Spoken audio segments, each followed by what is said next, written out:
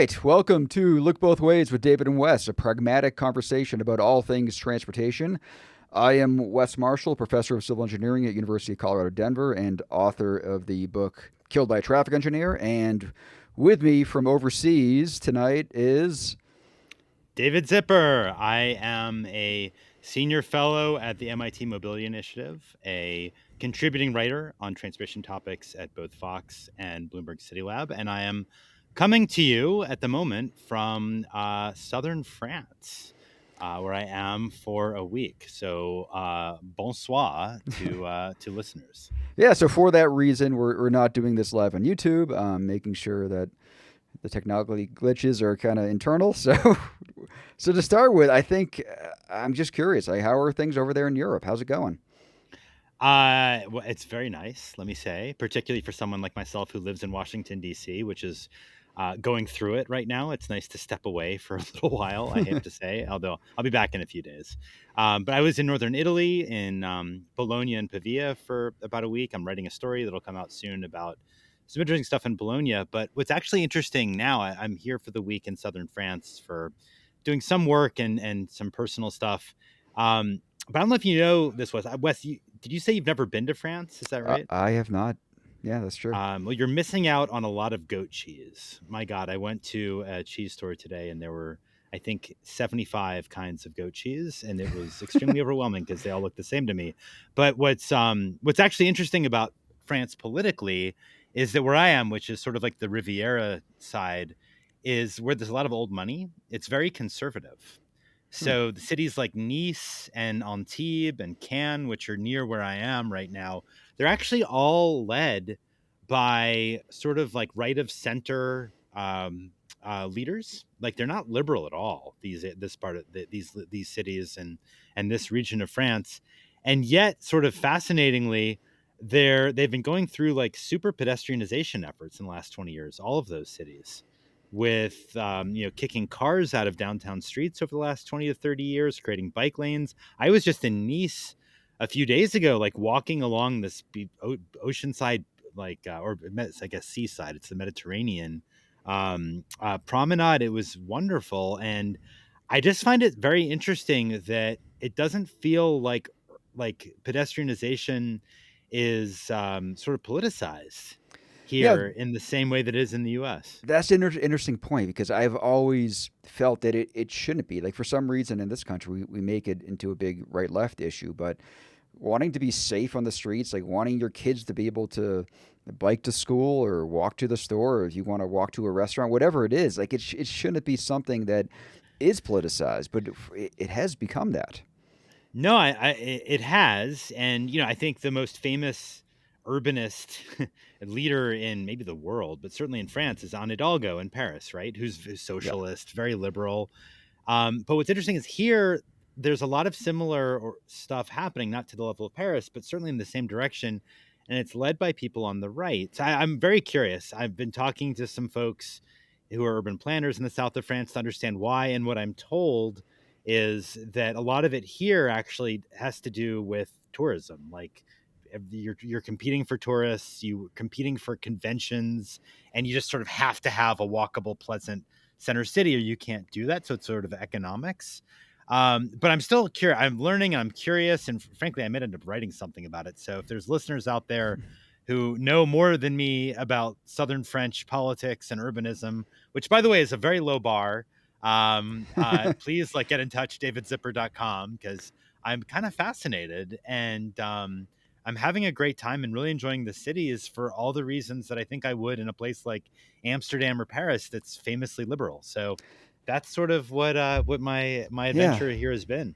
Like, my other guess would be that it's much more the norm there. So I mean, a lot of people that are from France or Europe like grew up in a place where that was the norm, and that's not as much the case here. So Also true. There's yeah, also, I think, more wealthy people or traditionally conservative people who live in central cities.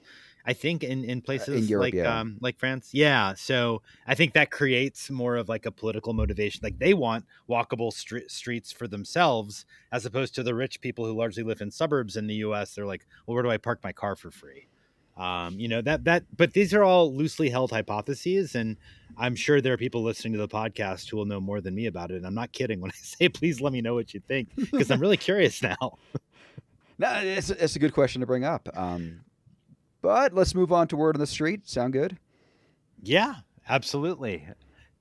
This is our news segment of the week, and the topic that we're going to discuss today is something that's been in the news a lot. It was in the New York Times just a few days ago, and it is a effort underway by the Department of Transportation Secretary of the U.S., Sean Duffy, famous for his role in reality TV, as well as being a Secretary of Transportation, of course, to address the biggest street safety issue of our time, which is colored crosswalks. Some of you may have seen that he has issued a guidance, or really more of a demand, to cities around the country, saying that in the name of safety, we need to, or cities must remove any sort of coloring or artistry with crosswalks. Crosswalks are simply white paint to show where pedestrians can cross. Get rid of anything else. And what he's really targeting here, it seems, are rainbow crosswalks that are LGBT themed. And there's been some stories about, in particular, the crosswalk out in Orlando, Florida, outside the Pulse nightclub, where there was a horrible shooting at a gay nightclub. People were killed, and actually, like the state of the city removed it. I actually think it was the state of Florida that removed it over the city's objections. And then local activists repainted it. It's now have gone on and on like 3 times, but a lot of cities are removing these rainbow colored crosswalks because I've read this repeatedly, they're afraid of losing federal funding for other transportation issues. So, Wes, let's give it over to you. Just how worried should we be about the danger of colored Well, crosswalks? the key word you said in that was safety. Like they say they're doing it for safety. They say that they're seeking uniformity, that we need our crosswalks to be standard and not have the non-standard markings.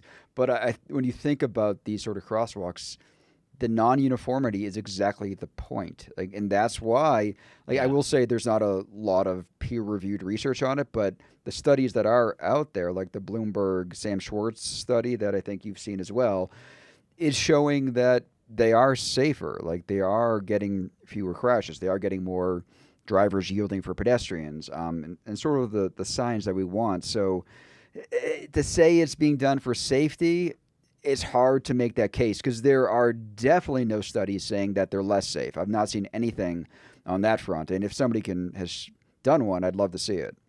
Well, you are more generous than I am, Wes. I think it's a load of BS. This is just simply um, it's an anti-gay measure, and it's disgusting for that reason, I Yeah. would say. And I do want to underscore what you just referenced, Wes, because that Bloomberg Sam Schwartz study is the though it's not academic per se, it's the closest thing I've seen, where they looked, I think, at 4 colored crosswalks and looked at safety results afterwards. I'm going to put the link in the show notes, but the results that they saw were a 50% decrease in the rate of crashes, 37% decrease in crashes leading to injuries, and 17% so excuse me, 50% decrease in pedestrian crashes, 37% decrease in crashes leading to injuries, and a 17% decrease in total crash rate, including just car on car crashes. So there's really no evidence that this has anything to do with safety.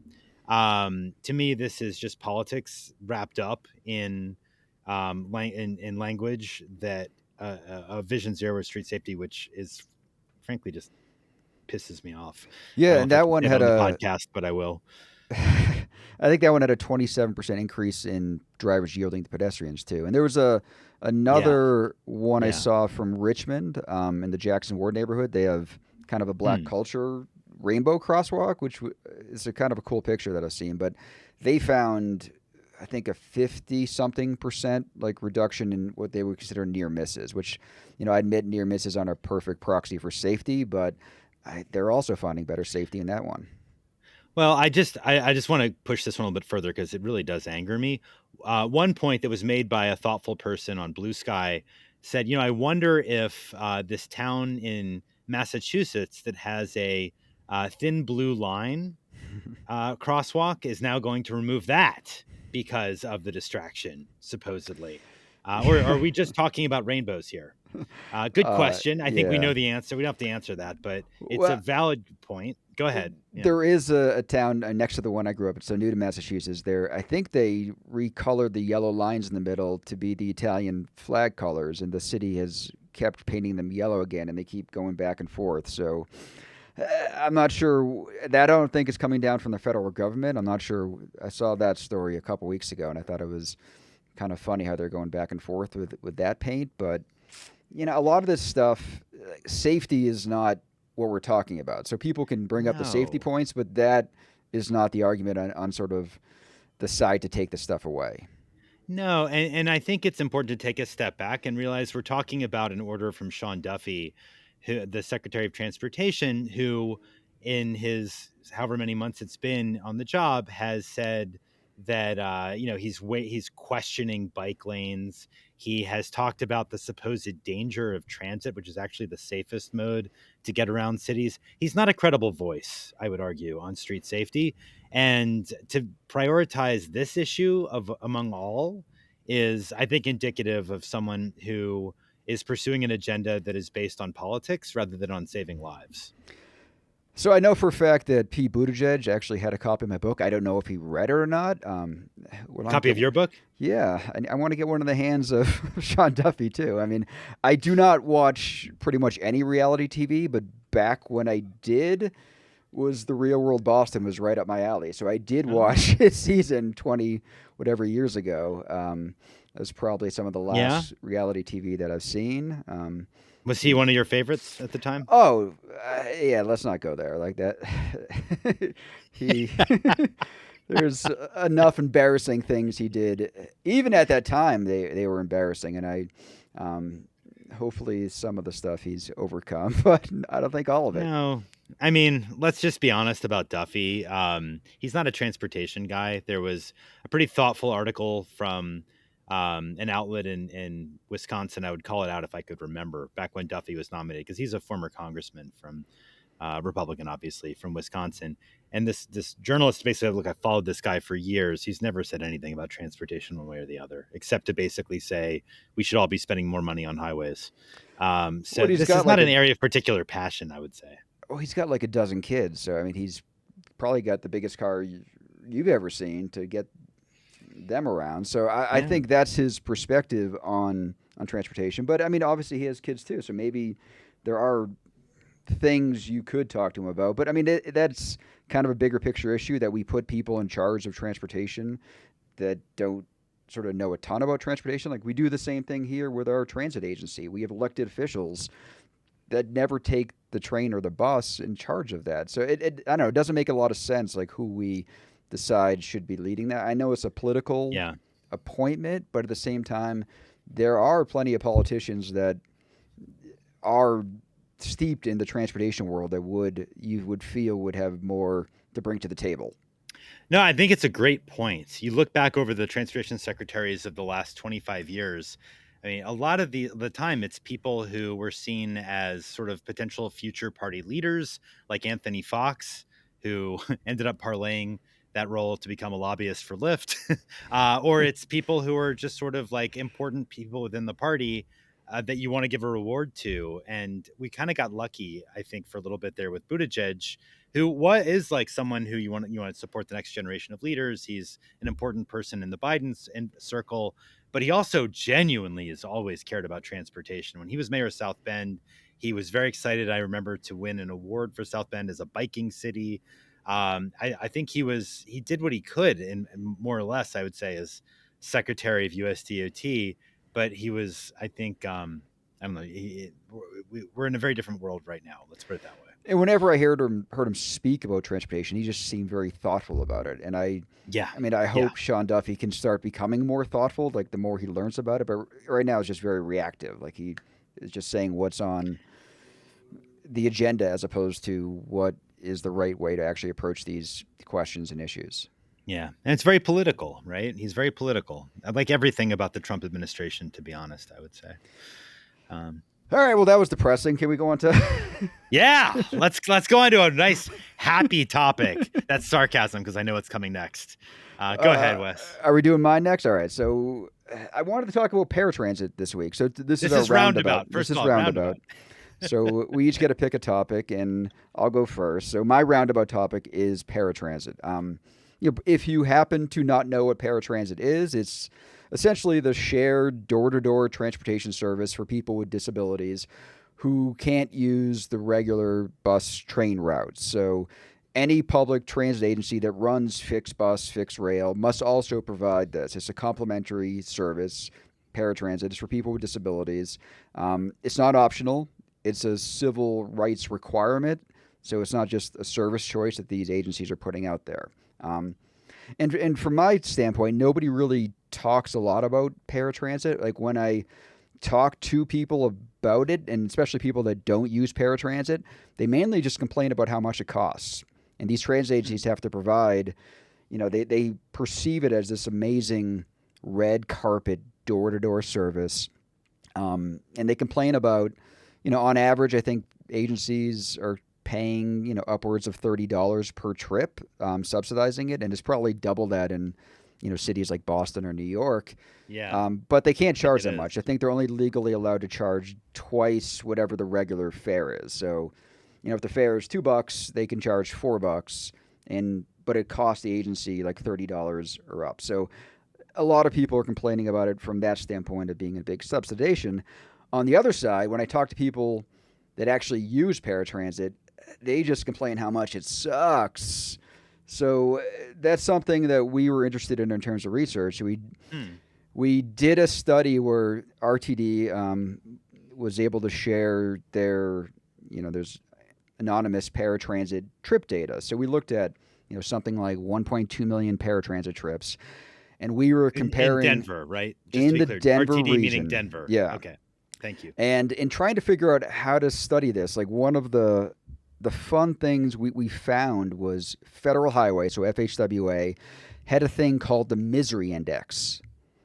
And the Misery Index, I guess mathematically, it compares sort of the worst 20% of the trips to like the average trip.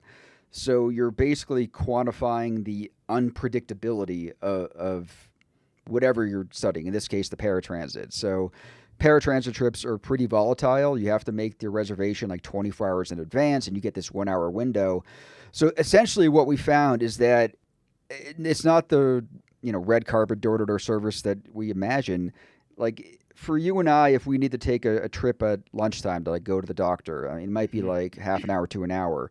For someone using paratransit, they have to dedicate like 3 to 4 hours of their day in order to have a 95% chance of making it to the same doctor's appointment that you or I do. So it's just, I mean, it's the worst. And it costs so much, it doesn't solve the problems. I don't know. So it's just this big disconnect in terms of how it's perceived versus what it actually is. Yeah, it's interesting. I think paratransit is one of these sort of like open, dirty secrets of public transportation where it's funny, no one would ever say anything like say this to me on the record as it were, but I've heard so many people in transit agencies or who work closely with transit agencies say something along the lines of, the goal with paratransit is to have it be just like barely good enough that you aren't having everyone who uses it be up in arms. Because if you actually make it a good experience, which you could do with, like using on demand services and whatnot, you're not only going to lead people to take more trips, you're going to induce people who are sort of like they have some mobility limits, but they're not necessarily disabled, blah, blah, blah, blah. They will try to qualify as paratransit users instead of taking the bus, which is massively cheaper per trip for a transit agency. So although agencies will never acknowledge this, they kind of sort of, I hate to put it this way, but they kind of like seek to make it be a bad but tolerable experience, which is Well, so depressing. But I don't know what else they can do given how we fund transit in this country. And it's not easy to qualify. Like when we interviewed people in Denver, I think they have to go to some warehouse somewhere and prove that they have a hard time like getting up a ramp. That's And right. yeah, it is. I mean, they were basically saying it's an embarrassing, humiliating experience to get to that point. But like the people But you that are understand using why it, it's done, right? From the yeah, transit perspective, you get it, right? Sorry, yeah, go ahead. no, they are. But they're trying to make, like you said, barely tolerable. I mean, they're trying to, at a minimum, just meet the federal requirements, right? And Yeah. that's, I know we talked about things like SEPTA in recent weeks, and when you cut back on a line or the hours, it also cuts back on paratransit. So, one of my former students, Tom Grushka, who's visually impaired, was really interested in this issue, and he created this amazing GIS map where you could, this is back around the time when COVID was reducing lines. So with the map, you could say if we would take away this line, how the paratransit map reduces is with that. So you could, as someone that uses paratransit, pick a place to live in because you have access to paratransit from that location. And then if the transit agency takes the line away, like if SEPTA does that for some reason, you could all of a sudden be ineligible. You're outside of that 3/4 mile buffer is what the federal requirements have. So it's so up in the air for the people that rely on it. And because it sucks so bad, they really rely on it. If you're using paratransit, Yeah. you're using it because you have to. And that, even though it's a terrible choice, is your best choice. No, that's actually that's a great point. Like I genuinely don't know what someone who relies on paratransit in Philadelphia is doing right now because we're as we're recording this on day 2 of this Yeah. really just terrible cutoff in transit service, and I think it's the 6th largest transit system in the U.S. It's tragic. Geez, we're just going from one depressing topic to another, Wes. We really need to figure something better. But Yeah, because maybe in our next episode of 9/11, it'll be less yeah, depressing. yeah, right. Should I my Yes. roundabout Yeah, go topic ahead. isn't a whole lot more uplifting, but I'm happy to share. Um, what what I want to talk about is the sort of safety trends in the U.S. and Canada. We talked about Wes's trip to Alberta on a previous episode, and of course, Wes and I really sort of gave birth to this podcast when we were together in Toronto this spring. So we both have some familiarity with Canada, and I'll just say personally, I've always found it really interesting to compare road safety in the US and Canada because it's so easy for people in the US to say, oh, well, Europe is much safer because it's so different. America is just a car centric, spacious country. I'm like, well, yeah, so is Canada. And an American is literally 2.5 times more likely to die in a crash than a Canadian. And so I wrote a story earlier this month. I think it was last week. I'm losing track of time. A week and a half ago, let's say to be safe, that basically sort of used as a launch point, though expanded from it, a recent research paper that was put out by IIHS, Insurance Institute of Highway Safety, and TURF, which is a Canadian road safety organization, an acronym that I can't remember. So I'm just going to call it TURF. But they basically looked at the trend lines in road safety in Canada and the US. And I found this really interesting. Um, you know, when I said that Americans are 2.5 times more likely to die in a crash than Canadians, it's been true for a long time that road safety has been worse in the US. But for a long time, you could basically explain that through what is known as exposure, or the simple fact that Americans drive on average like 50% more. So more driving, more chances to crash. That was true up until 2010. Starting in 2010, early during the 2010s, the US became much worse at road safety and Canada became much safer, give or take about 20% in each direction. So we're going in different directions.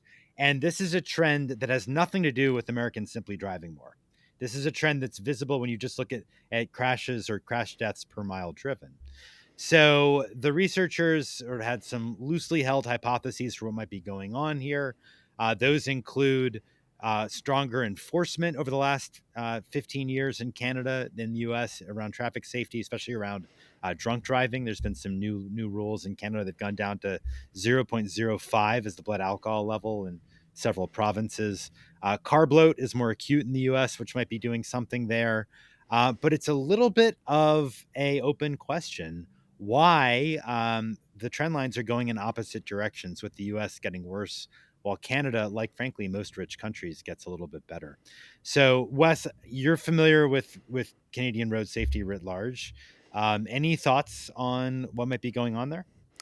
Yeah, I have a lot of thoughts. I guess to start with, it is all somewhat relative because compared to the U.S., Canada looks good, but you could also say they're in the middle of the pack compared to a lot Europe. of That's right. European countries. Hmm. But still, it's still definitely more culturally similar to the U.S. and thus probably a better comparison to us than a lot of European countries. And like these differences that you're talking about are much more interesting.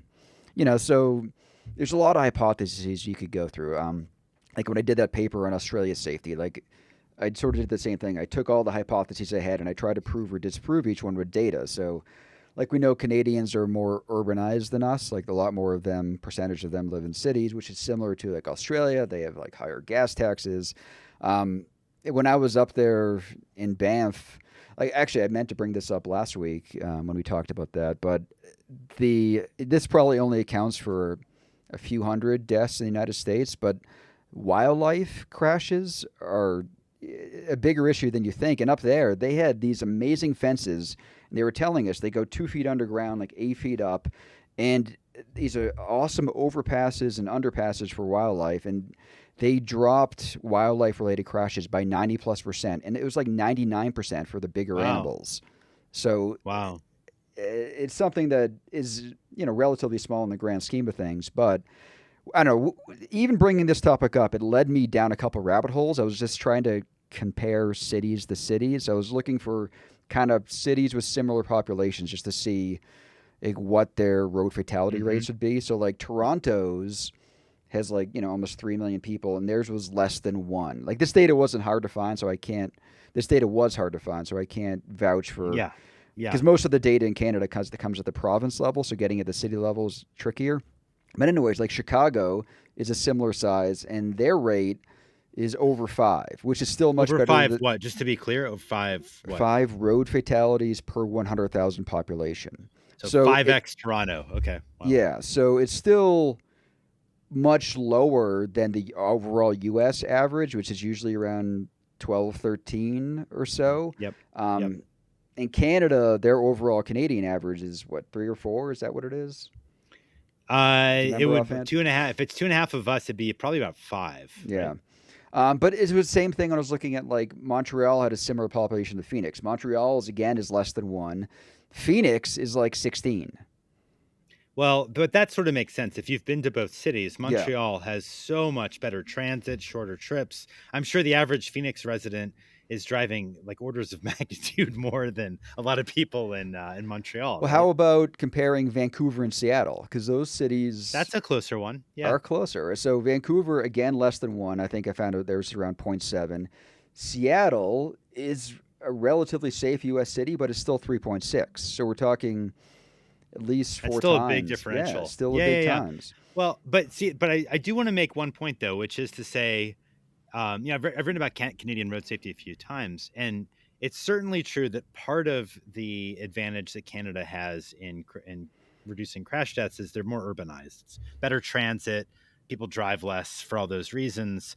But what that doesn't explain the trend lines in the last 15 years, like because it's not like Vancouver and Toronto suddenly Canadian cities have always been big relative to the US. Transit's always been relatively strong. And when you just look at deaths per mile driven or kilometer driven, it doesn't matter. Canada's getting safer. The US is getting more deadly. So something else is going on there that is hard to put a finger on. I think this is going to be potentially a research question that I hope this new paper is going to kick off, because I think you're right, Wes. It's hard to know exactly and the data's tricky, but I think it's important to figure out. Yeah, and the data, when I tried to do, this took some back at the envelope calculations just to look at the rural differences. Like, Yeah. theirs is around 10 per 100,000. Ours in rural areas is like 25. So you're getting the Yeah. same trends in urban areas and rural areas. That's really So, interesting. a lot of the hypotheses you might have is all happening in the urban areas. It's not that alone is bigger than that. Yeah, this is always one that gets people sort of thinking a lot. It's funny, when I was in Canada a while ago, I asked some senior leaders in the auto industry in Canada, like, why is it that the U.S. is so much more deadly for people traveling than Canada? They all looked at me like, is that true? Is They that didn't true? know. They had no idea. And but what's interesting too, and this goes back to what you said a few minutes ago. When I was talking with Scott Butler, who's a friend of the podcast, a friend of Wes's and mine, who runs Good Roads in Ontario, and I said, like, what do you think about this research paper and the findings there? He said, well, I got to be honest, I'm sort of tired, he said, of Canadians just looking south to compare ourselves. The reality is we need to be looking toward Europe, maybe looking toward Southeast Asia, not Southeast Asia, Oceania, whatever, Australia and New Zealand, because the US is the anomaly, globally speaking. It's not Canada. So he's like, look, what he said is, like, as a Canadian, he said to me, we should be really saying, like, how do we get closer toward, the Netherlands or Denmark, not like how do we, jump up and down and be proud of ourselves for, being better off than our southern neighbors. And I think, honestly, if I was Canadian, I would I would hopefully say the same thing. Well, if you're a country that wants to feel good about your road safety, you should compare yourselves to us. Like that's the easiest way to do Isn't that it. depressing? Isn't that depressing? A little side note. The International Transport Forum is Yeah. the OECD's transportation research arm. Only real transportation nerds will know that. But they now, when they're calculating like the rich world's crash death numbers, they hold U.S. data separate because we're so bad and we're so big that we end up like mucking up the global trend lines when we're included. So I just want to include that because, we want to be consistent this episode, Wes and me, in making sure that every single topic we discuss is one that is thoroughly depressing for our American listeners. So, hey, we're here for you guys. Yeah, back when I was doing my dissertation 15 plus years ago, like the graphs I always showed were from the OECD. They were the graphs of road safety, so fatality rate per 100,000 population, like starting in the early 70s. And the US was the same as all these countries, like the same as Canada, the same as a lot of the European countries that are so safe now. And that's when the disconnect started. Like we've been getting safer, but not nearly as much as the rest of the world has. And it's gotten to become bigger and bigger in the last 15 years. So since 2010, like you said, Yeah. like it's getting even more interesting, but also sad. Like that we Yeah. can't keep up with everybody else in terms of road safety. It's true. It's true. Do we have time for? I'm a little pressed for time on my end, unfortunately. But do we have time for a quick question or two from our mailbag? Yeah, I think we can do a quick one. So I have one from Josh, and he wants to know: does good bike parking result in increased people biking, like we see when you add bike lanes? That's a good question. I can answer that through logic and what I've observed in places like the Netherlands, which has invested so heavily in incredible bike parking at their train Well, you stations. saw some incredible Um, bike parking while you were on your current trip, right? Down in a basement somewhere. Where were you? oh, yeah, that's that's what Wes is a loyal follower of mine on Blue Sky. I'm very grateful to that, to my co-host here. No, I was in Bologna, Italy, and I did go down. It was really cool. There's a place called Dynamo in Bologna. If you like bikes, you should totally check it out. It's a former World War II bomb shelter that I think used to be a place in the 19th century where they stored ice, but it's just this cavernous, like a labyrinth, huge, and the city invested a lot of money to fix it up, and it's now turned into like this huge big bike hub for Bologna, which is a very like bike forward progressive city where there's a bar, there's a bike store, there's a bike repair area, and as of I believe next month, there's a place to park your bike underground about a block away from Bologna's major train station, which is very cool. I hope that does induce more people to bike, but I don't know the research about whether better bike parking really does, or the extent to which it increases people cycling. And Wes, I have a feeling you might. A little bit. I mean, the only research I've seen on this is more specific to workplaces or college campuses. Mm. So there's like John Puker and Ralph Bueller did a study with about workplaces, and they found you have higher rates of people biking to work when you had secure bike parking. And I think that word secure is important to keep in mind too. Like just because you have bike parking doesn't mean people feel good about leaving their bike there. Like the building I'm in now, the North Classroom on my campus, 10 years ago, there was an article in the newspaper saying that not only was this campus like the number one place for bike thefts, but my actual building was the number one place for bike thefts in the entire city Hmm. of Denver. So uh, I think it frustrates people. Like you feel like if you leave your car in a place, for the most part, it'll be there when you get back. Not as much with bikes. So I feel like if we can do a better job of that, it makes sense that you're going to get more people feeling like they can bike and it'll be there when they get back. And I would add too that if we're serious about supporting the expansion of electric bikes, this issue of secure bike parking becomes even more important because e-bikes Yeah. are worth more, Yes, and for sure. this is a big issue. I find I'll just add this, and then we can move on. But the street side secure bike parking in London, I find really interesting. And there's a startup called Uni that's trying to do something similar in Jersey City and in New York City.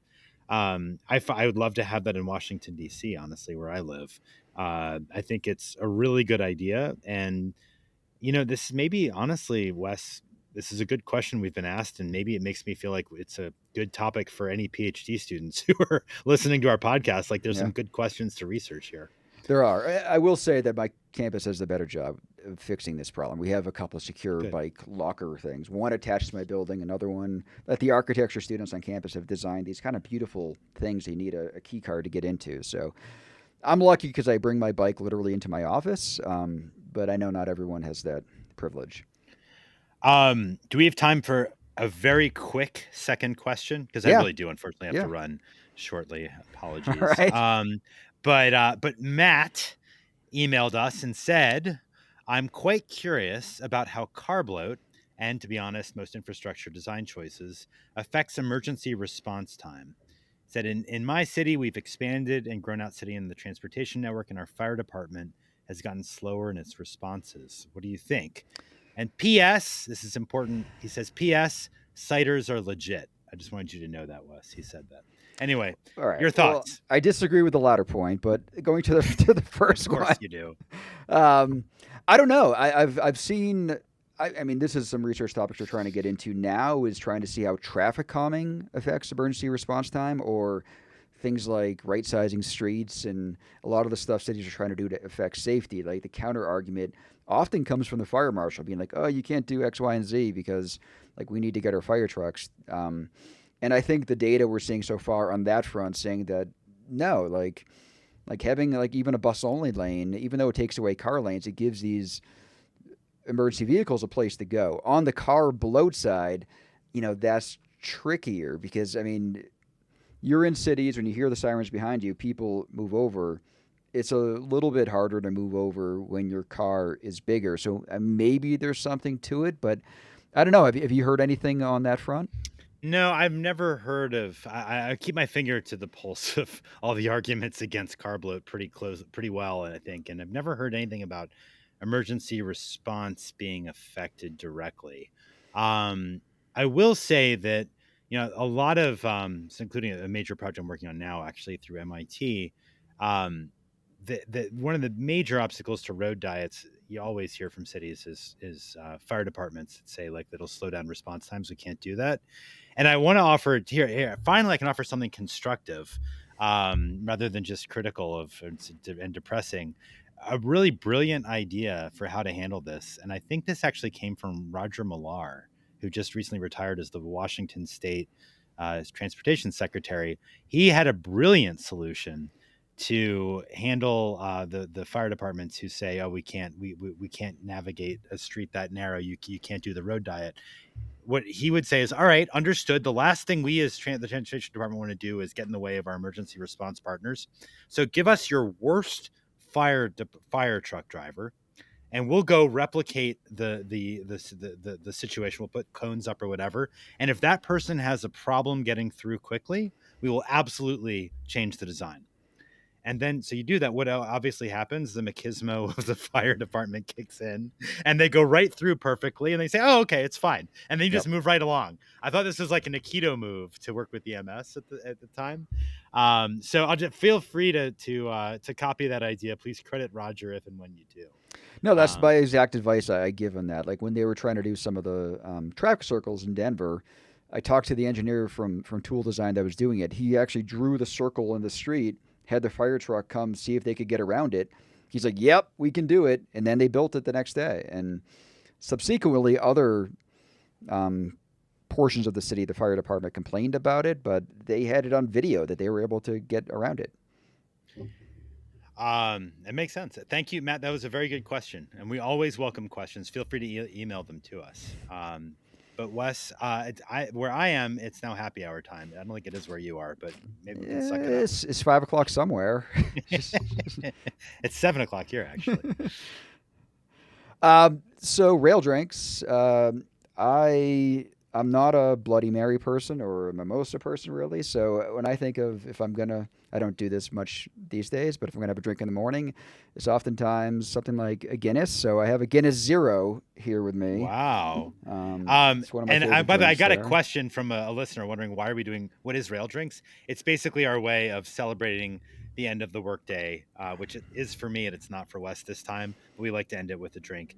And I am going to be having a rosé, which is the local wine or a very popular wine from southern France, where I am right now. So, cheers and thank you to Wes for indulging my time difference in this time. That is still good, even though it's a Guinness Zero. It's still delicious. So I Guinness highly is always recommend. good. Always, always, always. All right. So when will we be back? I think September 11th, Thursday, September 11th at 6 p.m. Eastern live. Yes, we'll So be join back. us on YouTube. Back on YouTube Live. So we look forward to that and enjoy the rest of your trip. And how can they contact us should they want to?